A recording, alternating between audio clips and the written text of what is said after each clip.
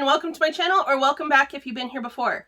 My name is Charmaine, and today we are doing the book club review for the Seven Husbands of Evelyn Hugo. Way to give away the ending there.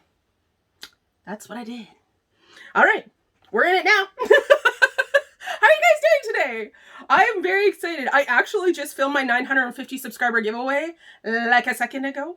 So if you guys missed that, please go back to the 23rd video, July 23rd video, and check that out, okay? I'm so excited. Okay, so today, if you don't know what Evelyn Hugo is, first off, it's a book. And if you don't know what this video is about, it's our Page Turners book club that I have with Taylor Marie. We do this every Thursday. We do a book vote. We recommend a book, then we do a vote. Then we show our treat box. We do questions. We do the reviews. And we do suggestions for all of this stuff. I am having such a fun time with book club. We are officially a year and 1 month old with book club, you guys.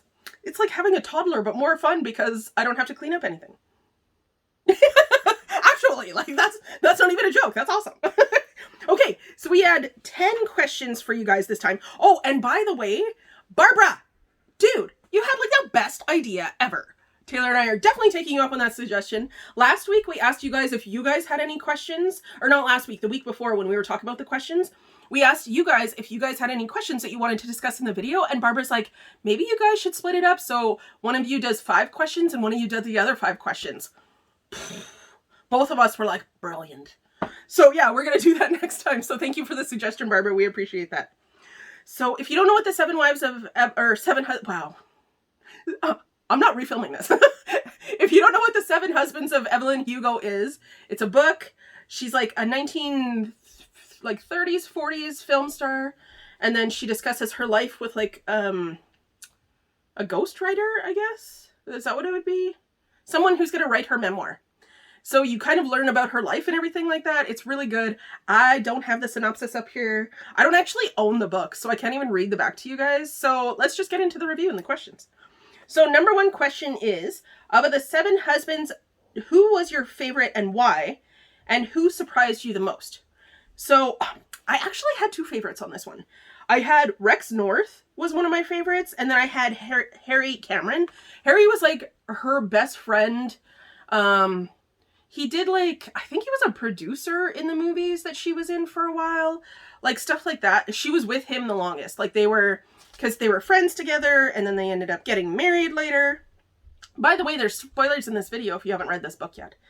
So I really, really liked Harry because they had a really good companionship. I will say, though, he became a bit of an alcoholic, so it was a little bit complicated for her on her end. But he was a nice person. She had a baby with him and everything. That was really awesome. Rex, I thought, was really cool because he was also a star. And he knew that they were married, but they weren't doing anything. But they had a really good friendship together, I feel like. I don't know, which one was your guys' favorite husband? I know that you're going to answer the questions anyways, but you guys got to tell me which one was your favorite husband. Those were my favorites. And it was because honestly, she had really good friendships with both of them. She was married to Rex for quite a while as well. And then who surprised you the most? Which, okay, so I didn't really maybe Dawn. Because he hit her. So maybe that was the one, because he seemed really good in the beginning, but then he started hitting her because he was super jealous and thought that he should be the one who was getting all of the attention when she was also an actor. He was an actor, she was an actress. So, but he couldn't handle his jealousy about her doing well in her career when he wasn't doing well in his, that kind of thing. So that's probably the one who surprised me the most. The one who surprised me the least, which I just added this in for myself, was Max Gerard. Okay, he's this French. Was he the producer or the director? I think he was the director. He's a French director. He thinks that she's just gonna, she's always just Evelyn Hugo, the fancy person. She always has makeup on, and her hair is always perfectly done. He is in love with the character that he sees on the screen. He's not actually in love with her, but he tells her, he convinces her so much that he's in love with, her, but he can't differentiate the two. And he also is a director, so homeboy knows that that's not what she looks like when she goes home, you would think. I don't know on that one. Number 2 is Monique notes that hearing Evelyn Hugo's life story has inspired her to carry herself differently than she would have before. In what ways does Monique grow over the course of the novel? So I think she becomes stronger. She becomes more like willing to say yes and say no to stuff and actually just have like, because no can be one full sentence. If somebody asks you something and you're not cool with it, you don't have to go, oh no, I don't want to do it because of this. You just say no. Like that can be one full sentence. And I think that she's kind of learning like how to be stronger and how she talks to people, how she reacts to people, stuff like that. She also did really good because her ex-husband, or her about to be ex-husband, came back and decided that he wanted to get back together with her, or that they should get back together. But she knew that it wasn't like the best idea for both of them. Like both of them at the time when they got married, it was good. But now that they're not married anymore, it's good. So she knew that. So she said, like, this is not working for either one of us. So we just shouldn't get back together because, like, you're missing me or something, you know, that kind of thing. So she did really good on that. And I think she also became, like, better at work. Like, she became more, like, this is the kind of story, because she's a journalist. She became more like, this is the kind of way that I'm going to run this story and I'm going to do this. And, like, that kind of thing. So she became more vocal with her thoughts at work as well. I have my water here because this is going to be a long video of talking. Number 3 is, did you trust Evelyn to be a reliable narrator as you were reading? Why or why not? And did your opinion on this change at all by the end of by the conclusion? If so, why? I said, yes, I did feel that she was relatable. She even says like a couple of times, like, this is my side of the story kind of thing, like that kind of thing. Like, I mean, I don't know if she says it exactly like that, but she's like explaining like her side of the story. Because a lot of people that she's talking about aren't alive anymore for them to have like their say of what her side of the story is, kind of thing. Which I also think is like why she's publishing the book now instead of doing it like when she was in her 40s and everybody was still alive, kind of thing. So it's kind of neat on her to wait until it's not going to hurt other people. Because there is quite a lot of stuff in her book, like Dawn hitting her, was like something like nobody knew, like including the girl Ruby Riley, who married him after. Like that was Evelyn's friend, was Ruby Riley. She was also an actress, and she married Dawn after. And then she was like, you should have told me. And Evelyn was like, what? And then Ruby was like, you should have told me. Like that kind of thing, which totally understandable because I get that. I do think that she was reliable, though, because I feel like she told the truth on everything, or at least her version of what she believes to be the truth. Again, with like everybody else being gone when she's telling it, sometimes your version of the truth gets skewed, but I do think that like she was pretty honest when she was talking. Like she talked about stuff that like most people wouldn't talk about with their best friends. So yeah, I think she was a good narrator. Number 4 is, what role do the news, tabloid, and blog articles interspersed, there we go, throughout the book serve as in the narrative? What, if anything, did you learn about Evelyn's relationships to the outside world from them? So that's like if you think about it, like Entertainment Tonight, you know how Entertainment Tonight always has, like, I follow them on Instagram. They always have like one picture and then there's like a little blurb like cut out of like some snippet of a conversation that they heard, kind of thing. That's kind of like what those intercepted things were to me. It was like somebody, like they kind of explained like, oh, and then Evelyn got married and she's wearing this fancy dress to this party, like that kind of thing. So they kind of showed like just her outside life. Because of course we don't really know what celebrities are like. Like we don't know, you know, there used to be like National Enquirer would be like, celebrities going grocery shopping just like you, because they like food and they want to eat. Like that kind of makes sense. You know, I mean, I don't need to see that. So I did think it was neat though, because every once in a while it would point out something that like I didn't realize from what she had just said to Monique. That would be something. Like she would say something like, oh, I can't even think of one. I can't even think of an example right now. But it would be something like, Evelyn Hugo caught in a car with Harry. There's something happening here. Like that kind of also helped her when she did want to get caught from like the one so that they could divorce nicely kind of thing. Because I don't think, maybe like Dawn was the only one maybe that she wanted to hurt when she got divorced. I don't think that she really wanted to hurt any of the husbands that she had. Like her first husband, she married him when she was 14. Like that's young. So, but she wanted to get away from her dad. So, you know, that kind of thing. I think, yeah, probably Dawn would be the only one. And that's because he hurt her so bad. So she probably just wanted to get away from him as easily as she could. Which, I mean, she tried. Number 5 is author Reed says of Evelyn, she's a person who loved a woman and had to hide it in order to ascend to Hollywood power and keep hiding it to maintain that power. Evelyn pulled some pretty shrewd and cynical moves to keep her power. Which do you find the most admirable and which do you find the most distasteful? Okay, so I have a hard time with this one. Because, I mean, technically she was doing it for her job. I know that Cecilia, who's like her, like the love of her life, Cecilia St. James, I know that she was really disappointed with her and mad with her when she did a couple of things. Like she got like a, I don't know, 48-hour marriage in Vegas or something to like a rock star. And she, you know, consummated the marriage. That's a nice way to say it. And then she ended up getting pregnant and like Cecilia couldn't handle it and she like dipped. She was like, no, I'm out. And then they didn't talk for like 5 years. So I kind of blame Cecilia for that because Evelyn was trying to save both of their careers at this point.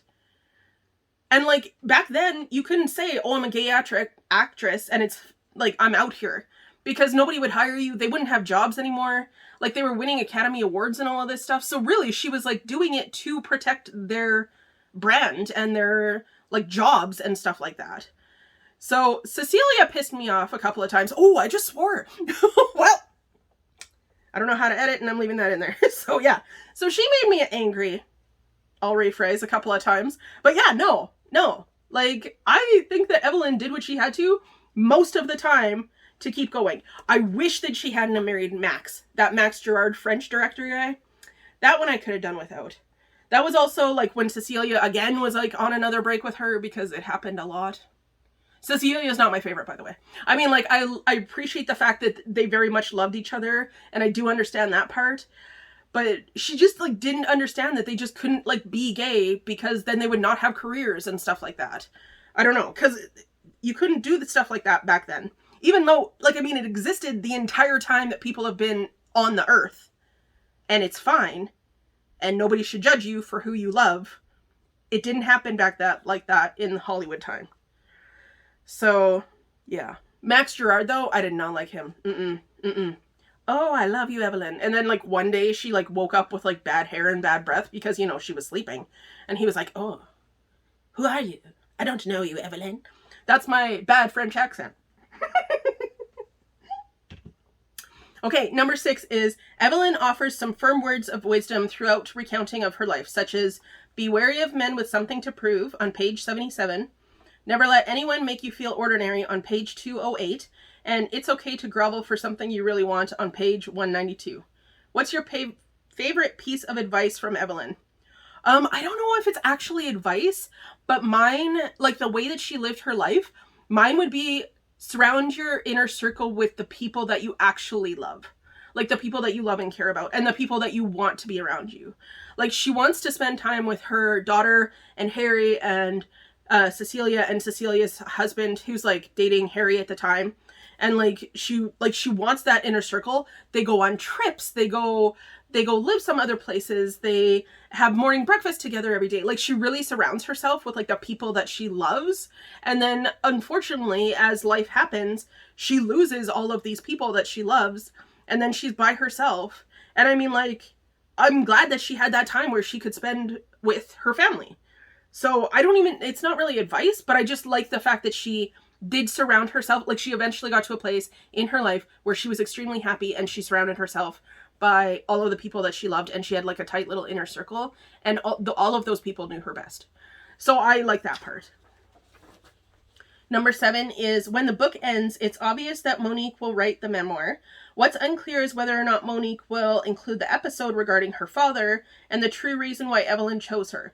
Will or won't she? So what happened is at the, I don't know, it's not really at the end of the book, but at the part where Harry dies, he is drunk and he's driving in a car and he's with a gentleman that he's dating, and he gets into an accident. Evelyn comes across the accident. She ends up pulling the guy who's now dead, who was like Harry's boyfriend, into the driver's seat, making it look like he was driving. And then they get Harry cleaned up and they take him to the hospital. And so now like this guy has died. And Evelyn made it look like he was like the drunk driver and not Harry. And that's Monique's dad. So, yes, again, I did say that there were spoilers if you guys didn't notice that at the beginning of the video. But, so that's Monique's dad. So Evelyn has spent time watching Monique grow up, like watching her go through school, seeing what kind of person she is and everything, like kind of keeping an eye on her from like a distance. Like Monique has no idea that this was happening because of the fact that technically she set it up to make it look like the Monique's dad was like, I don't know, what do you call that? A drunk driver who killed somebody. Like, I don't know if there's a word for that. But yeah. So she explains this at the end to Monique, and that this is why she picked her to be like the writer of the book, because she wants her to like get all of this money from the book, and it's like her way of apologizing for making her grow up thinking that her dad had like killed people and was also like drunk himself when he was driving. So I don't think that she'll put that in, because honestly that's more about her life than it is about Evelyn's life. But I think maybe she'll say like Harry was actually driving the car. Like, I don't think that she'll say this guy was my dad, but I think maybe she'll say, so Evelyn said that she changed the seating and whatever, so Harry was the one who was actually driving the car, and it wasn't this guy's fault. Because then that way she can like make it so that her dad's name is cleared from being like the guy who did the accident, but then also she doesn't have to say like it's my dad, and like, you know, that kind of thing, because I don't think that she's going to put herself into the book. I don't think. Number 8 is, what do you think of Evelyn Hugo? Did you admire her or disapprove of her behavior? Did you admire or disapprove of her behavior, and why? I kind of explained that already. Like, I mean, she couldn't live the life that she wanted to be. She was bisexual. She couldn't live the life that she wanted to be because you couldn't say stuff like that back then, which is unfortunate. And I mean, the way that the US is going right now, you kind of can't say stuff like that right now. Hello, Florida. If you're from Florida, I don't know, man. Sorry. Oof, I don't know. But yeah, so she kind of couldn't say anything because it would affect her career. Like, I mean, even now, celebrities, when they come out, they're like unsure if they're going to still get work kind of thing. So to keep her job, she kind of had to do what she wanted, or like what she was doing with keeping everything quiet. I do think that she could have handled things a couple of different ways, like better maybe. Like not marry Max Gerard just because he was in love with her. Because he saw her, like he directed her in a movie one time. And then he like wined and dined her into thinking that she was in love with him too. Which was too bad, because, you know, she should have actually got to be happy for those years that she spent with him. He didn't even want to be around her. Like, Max Gerard. I don't think I admired it, but I didn't disapprove of it either. She did what she had to survive in the time that she was in. And I guess maybe that would go more to admiring, because like she did what she had to do. And a lot of that she didn't want to do. She just did it because she had to. Number 9 is, if you could meet and interview one celebrity at the end of their life, who would it be and what would you ask them? Oh my gosh, I should have written this one down. There's so many. I'm going to go with Sandy B. Everybody loves Sandy B. You know, Sandra Bullock. I just instantly call her Sandy B like she's my best friend. But, I mean, really, she's amazing. She's pretty funny. Drew Barrymore. Winona Ryder. I don't know. Can I have, like, a meeting where I interview, like, 60 of them? Because I'm more of, like, can I interview 60 of the celebrities? You know? And I don't know if I would want it to be maybe at the end of their life. I guess where they were comfortable actually talking about their life. That part. Because, I mean, like, they can only tell you so much. Like, you know? Whereas Evelyn, like, lets it all out. So, yeah, I guess maybe okay at the end of their life. And what would I ask them? I don't know. Maybe what for, like, career-wise, I would probably ask them what their favorite movie was to film. Like, what their favorite experience was for, like, their working. Like, you know, if Sandy B's was, like, Speed. But not so much Speed 2 because nobody liked that show. You know, like, that kind of thing. Or something like that. And then maybe for, like, personal stuff, like, who their inner circle was. Because, like, honestly, that stuff with Evelyn Hugo where she had, like, that tight, like, knit little group. Because she didn't have, like, a very good life. Her mom passed away. Her dad was, like, abusive and, like, didn't take care of her. And then he started to look at her, you know, like, she was a woman and not his daughter. Which is why she got married when she was 14. And then, like, she was married when she was 14. Like, she got beaten up by the one husband. She had, like, bad husbands. She had some good husbands. Like, you know, she couldn't live her, like, authentic life. But then she did have, like, that tight little group around her, which made it, like, that was good for her. She needed that. So like she did end up in a place where her life was really good and she was really happy. So I would maybe ask them like about their inner circle. Probably something like that. Like just to see like if they had that like good connection with somebody. Cause like I feel like celebrities are maybe lonely sometimes. Cause like you can't go anywhere. Like I mean, like I said, the National Enquirer is filming you going grocery shopping. Cause you like food like a normal human. Like who's not eating? And if you're not eating, please see someone for that. But yeah, so I think that's what I would ask about their inner circle maybe. Like who do they have the most fun with? Who do they enjoy spending the time with the most? You know, maybe like what their biggest regret was. Cause like if you look at Drew Barrymore, she's been like an actress since she was like 4 or something like that. So like maybe she would have regretted like not going to like a real high school. Or, you know, something like that along those lines. Like, I wonder what their biggest regret is. Because, I mean, to have that level of fame, you got to pay some kind of price. You don't get privacy.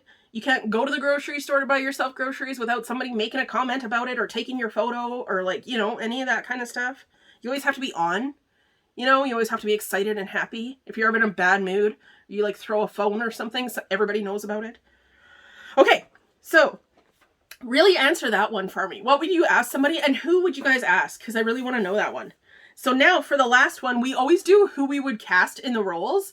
And when we originally did it, I forgot to add this in and then I thought about it after. But we did young Evelyn Hugo and then we did like the Evelyn Hugo who's telling Monique her story. And I think was she in her like 70s or her 80s at that time when she's telling? It's something like that. So for young Evelyn Hugo, did I say that we're casting like if we made the movie? Did I say that part? I think so. So for young Evelyn Hugo, I have Camila Mendez. She played Veronica on Riverdale. If you put like a blonde wig on her, because Evelyn Hugo was Hernandez originally. So I think she's like Spanish. She like changed her name and then she dyed her hair blonde to look more like Hollywood's typical girl at that time. So I went with Camila Mendez and she played Veronica on Riverdale, like I said.